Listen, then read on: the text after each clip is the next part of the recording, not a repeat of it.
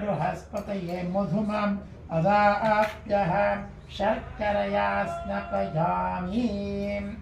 ॐ या फलिनीर्या अफला अपुष्पायाश्च पुष्पिणीः बृहस्पतिप्रसूतास्तानो वञ्चत्वं हसः फलेन